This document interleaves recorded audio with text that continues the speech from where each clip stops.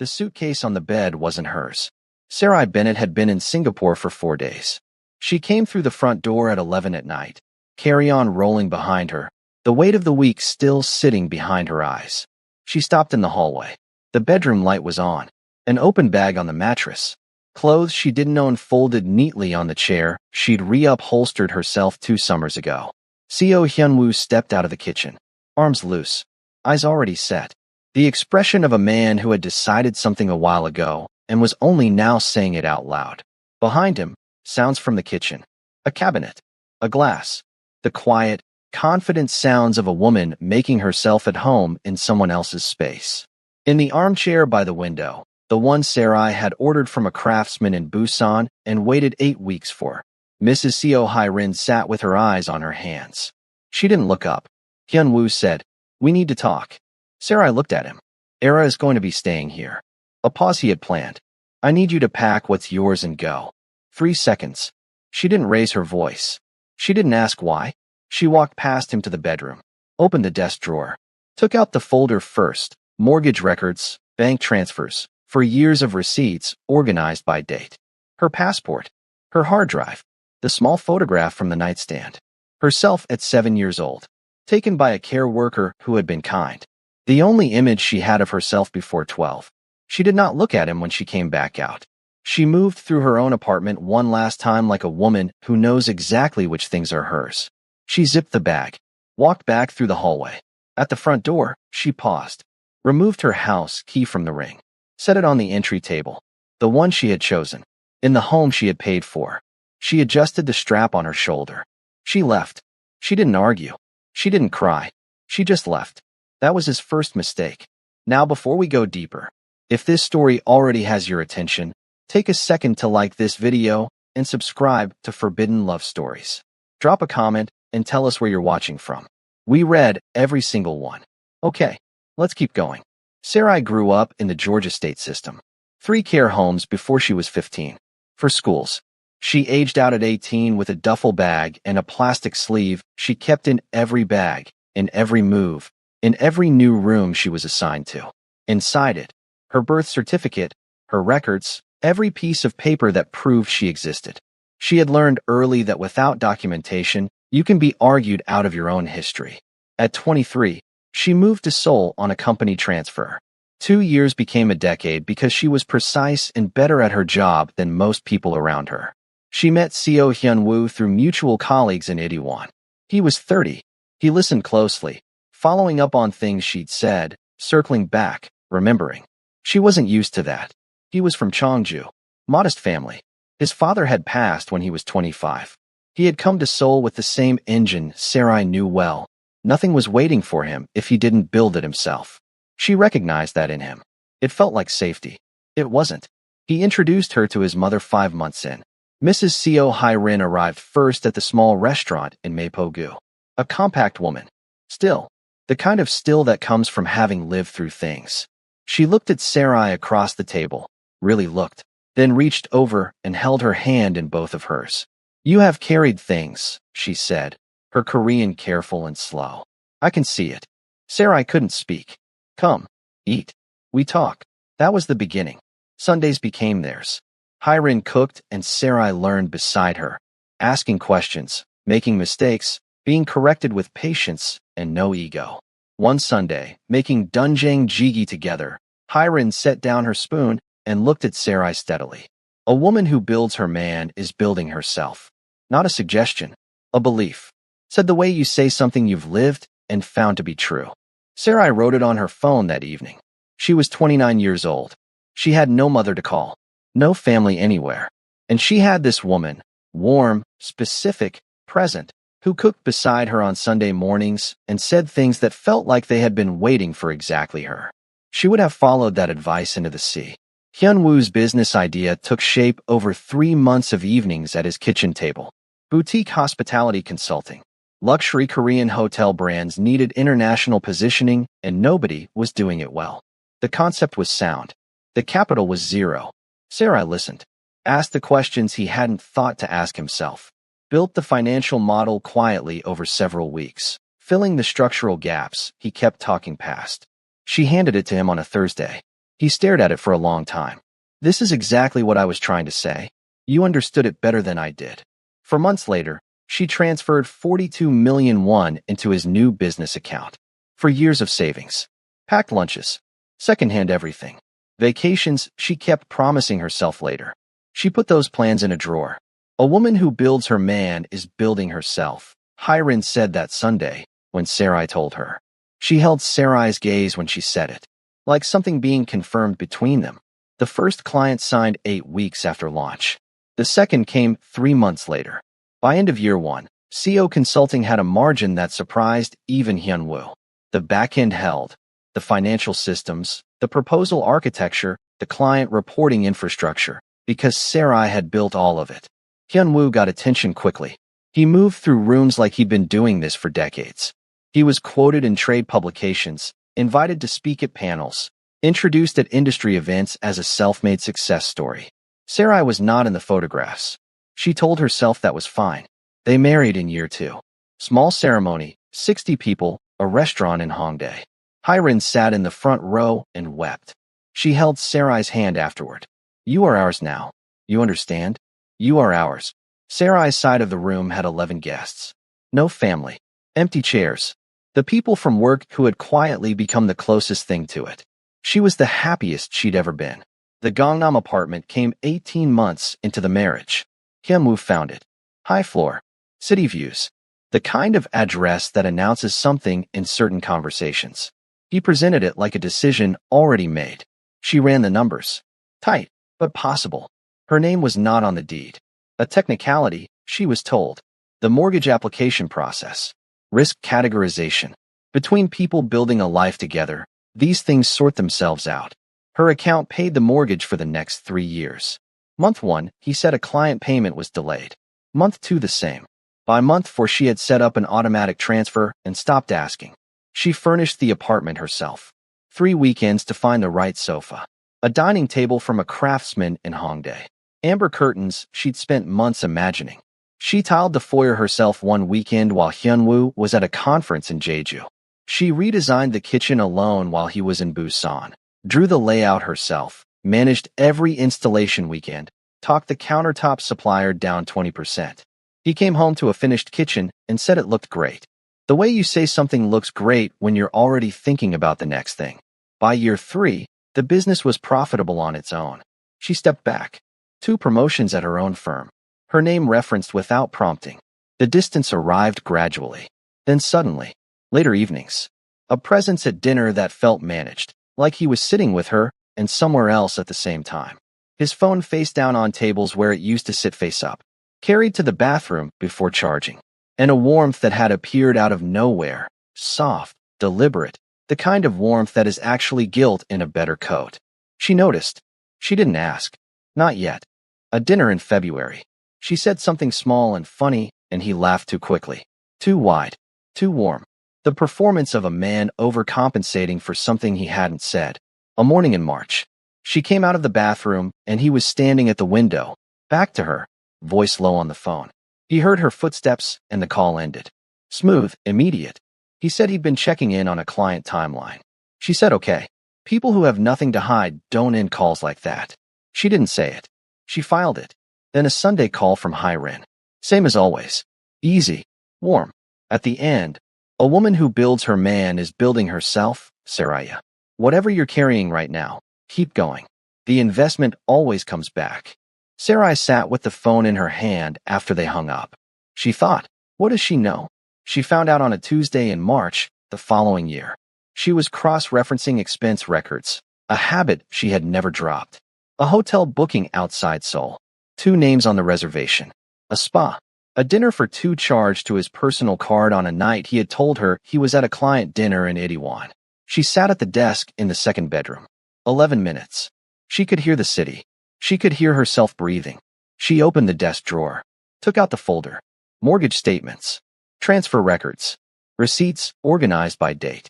The system of a woman who had understood since she was 18 that undocumented history is history someone else can rewrite. She placed the hotel statement in the folder. Closed the drawer. She went to the kitchen. She made dinner. She waited for him to come home. He arrived at 9:30. Client meeting ran late. he said. She set a plate in front of him. She said nothing. She watched. She documented. She made one call, a lawyer, brief consultation. Notes in the folder. He told her on a Wednesday evening in October. He came home early. Standing in the living room near the dining table she'd carried up from Hongdae. The posture of a man who had made a decision and needed it to become real by being spoken. He said Era's name. Said they had been together for almost a year. Said a clean break was best for both of them. Sarai stood in the kitchen doorway. She looked at him, then at the amber curtains, the stone countertop, the foyer tile.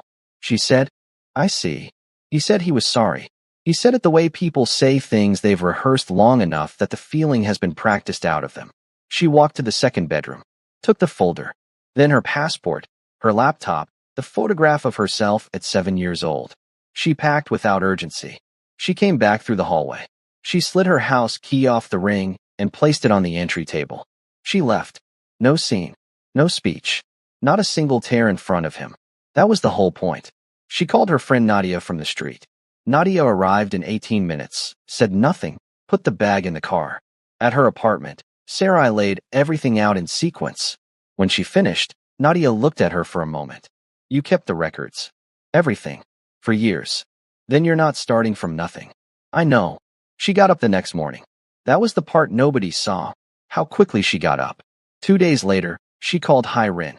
Hairin answered on the second ring. She sounded measured, warm, but managed. Like a woman who had already had another conversation before this one. I want to talk, Sarai said. A pause. Saraya. Her voice was gentle. You know I care for you. But my son hasn't been happy. He needs something different now. Someone who fits where he's going. A beat. He deserves better than this situation. They exchanged a few more words. But the conversation was already over.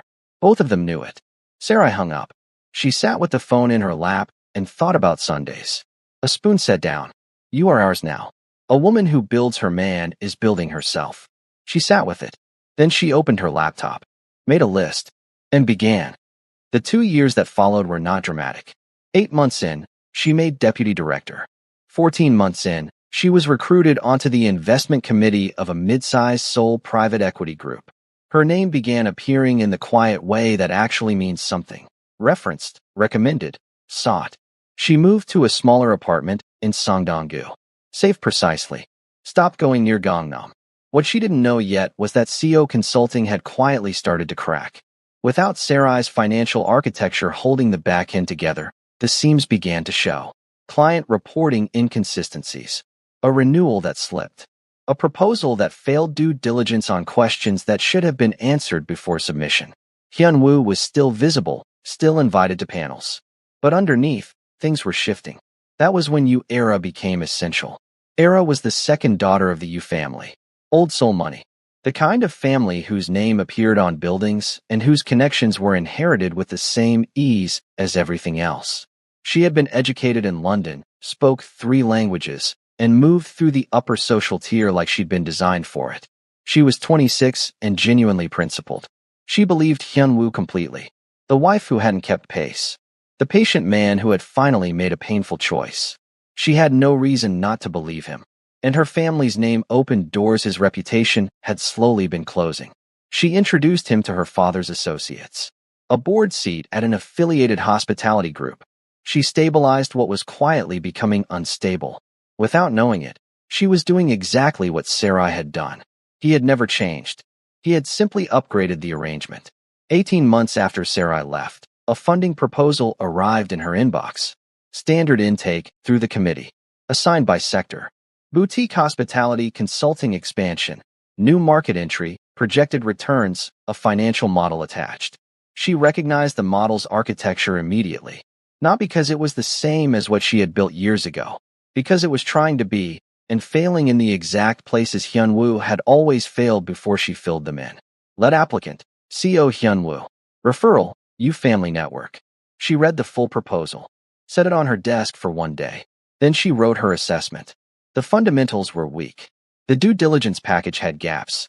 The projections weren't supported by the operational structure. Her recommendation, pass. She submitted it. She did not mention who the applicant was. The rejection went out through the firm's standard process. No personal note. No explanation beyond the language used for every declined submission. She moved on to the next file. In her 16th month, she found the apartment. 4th floor. Refurbished building in Songdong-gu. The kitchen window faced east and held the morning light in a way that made her go quiet mid-sentence during the showing. She stood there and let the agent wait. Exposed brick in the living room. Counter space that made sense. A second bedroom she didn't need but kept because it felt like a promise she was making to herself. Her name went on every document. She spent 2 months making it hers before anyone came over. She tested paint and patches and lived with them in different lights before committing. She went back to the craftsman in Hongdae. He recognized her.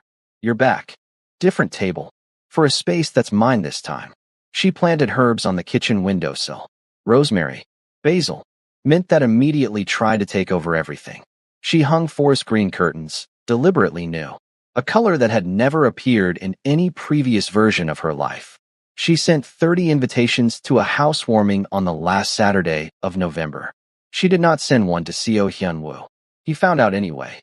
A mutual contact mentioned it on a Thursday. Hyunwoo heard the word and constructed a picture immediately.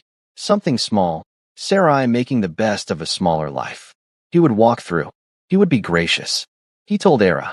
She hesitated. "We weren't invited." "She won't mind," he said. No pause. Total certainty. They drove to Songdong-gu, pulled up outside a building with warm light in the upper windows and the low sound of conversation and music coming from inside. Through the glass, people moving through a room that had, even from the street, a quality Era registered without yet naming. Hyunwoo pressed the buzzer. Sarai opened the door. She looked at him. At Era. Her expression didn't shift. She stepped back and held the door open. "Come in," she said. In the kitchen doorway, Nadia saw Hyunwoo's face and went still for exactly half a second. Then she picked up the nearest bottle and started refilling glasses. Sarai touched her arm as she passed. 1 second of contact. Everything said. Hyunwoo moved through the apartment the way he moved through most rooms, like a man assessing what belongs to him. He passed the foyer.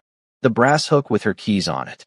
The living room with 30 people at ease. Music at the right volume. Food appearing before anyone noticed it was running low. Everything placed with intention. Everything working. A few people noticed him arrive. Minji, near the window, recognized him and said nothing.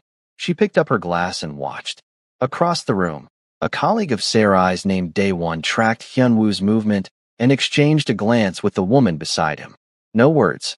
Just the silent recalibration of people who have heard a story for 2 years and are now seeing a character from it walk through a door uninvited. Nadia refilled glasses. She kept her back to the room. She was listening to everything. He stood in the center of it. The room was making an argument, and he had walked straight into it. He spoke before it could finish. "Very nice." His voice carrying just enough. "You've done well for yourself." A woman named Minji near the window turned to look at him. She didn't try to hide what was on her face. He moved further in. He picked up a small ceramic bowl from the shelf near the dining table, turned it in his hands. Casual. Proprietary. You always had the eye for this. The aesthetics. The finishing touches. A slight pause. The financial side. The real architecture of building something. That was always more complex. The room went quiet. Not silent, but quiet. The kind of quiet that collects. Sarai stood at the kitchen entrance with a glass of water. She looked at him. Steady. Unhurried. "The finances were simple," she said. Her voice carried without effort. 34 months of mortgage payments from my account. 42 million won transferred before your first client signed. The financial model for your first 3 pitches, built by me. She paused. "I kept everything, Hyunwoo. Since I was 18. It's a habit." Still, the whole room. He reset his expression. "I came to celebrate. I'm not here to relitigate the past." She set her glass on the counter. On the shelf behind him, beside the ceramic bowl he'd just touched, sat a folder. The same folder she'd carried out of the Gangnam apartment 2 years ago. He hadn't noticed it when he picked up the bowl. He noticed it now. She watched him see it. Watched his eyes track from the bowl to the folder. Watched him go still. "You might recognize that," she said. He looked at the folder. Then at her. She walked over. Opened it. Pulled out a single document. Set it on the table between them. A rejection letter. Standard letterhead. Investment committee seal. Date. For months ago. His breathing changed. He stared at the document. Then at her. Your funding proposal came across my desk, Sarai said. Quiet. Even. Assigned by sector. I sit on an investment committee now. Nobody moved. She didn't elaborate. She just let him read. Let him see his own name on the applicant line. Let him see the committee's decision in clean, formal language. He looked up. That was your assessment. Flat now. Careful. It was the committee's decision. I gave my recommendation. He stared at her. The proposal had structural gaps. The due diligence was incomplete. The projections weren't supported by the operational model. She looked at him steadily. The same concerns I raised before I left. You told me I was being overcautious. The quiet in the room had changed texture. Not just tension now. Understanding, arriving. You told people for 2 years that I contributed nothing, Sarai said. You told colleagues I was a passenger. You told Era you had built everything. That she was coming into a life you had made. She looked directly at Era. She believed you because she had no other version. She moved into a home paid for by my account, a business built on my savings, and thought it was yours. Because you told her it was. Era hadn't moved. My name isn't on the Gangnam deed. But my account paid that mortgage for 34 months. My savings started the business. The kitchen Era came home to. I designed it while you were in Busan. Sarai glanced at the room. I'm not angry. I'm accurate. Era spoke. Quietly. Each word arriving just before she said it. The 42 million won. She looked at him. Was that yours? He said nothing. She looked at the room around her. The herbs in their pots. The green curtains. The dining table. Every surface bearing the evidence of someone's careful attention. She thought about the kitchen in Gangnam she had complimented, and he had accepted the compliment on without correction. The terrace garden she had watched slowly come apart for 12 months because she didn't know what had been planted there or what any of it needed. She thought about the proposal. Her family name on the referral. Her father's network leveraged, the door opened. And still, someone at a desk in this city had read it and written, insufficient. No personal note. No explanation. Just the standard language for a submission that didn't hold up. She looked at him. You didn't choose me because you loved me. Her voice was even. Certain. You chose me because I made sense. The right name. The right family. The right access. A beat. Just like you chose her. Silence. Complete. He understood, in that moment, what had just happened. The room had watched him. 30 people had watched him walk in with total confidence and lose the narrative he had built over 2 years, piece by piece, in under 10 minutes. He had come here believing he would be the most important person in the room. He was not, and there was nothing left to say that would change that. His jaw tightened. He set the ceramic bowl down carefully on the shelf, exactly where he had picked it up. He looked at Era. She was not looking back at him. She was looking at Sarai, and whatever she had needed to understand was already settled behind her eyes. She reached down. She picked up her bag. She took one step toward the door. She did not wait for him. He straightened. He tried to locate the ease he had arrived with. It wasn't there anymore. We're leaving, he said, to no one in particular now, since Era was already at the door. Nadia's voice came from the kitchen entrance, quiet and final. You came here because someone mentioned there was a room full of people, and you assumed you were the most important person in it. He didn't respond. He walked out. Sarai held the door. She didn't watch him go. She watched Era pass through the doorway. Their eyes met for 1 second. I only had his version, Era said. Controlled. Clear. I didn't know there was another one. I know, Sarai said. I know you didn't. The door closed. The room exhaled. Someone laughed. Not cruel. Just the release of held breath finding an exit. Minji set her glass down and gave Sarai one slow, deliberate nod. Nadia appeared at her shoulder, a refilled glass in hand. You kept everything, Nadia said. Since I was 18, Sarai said.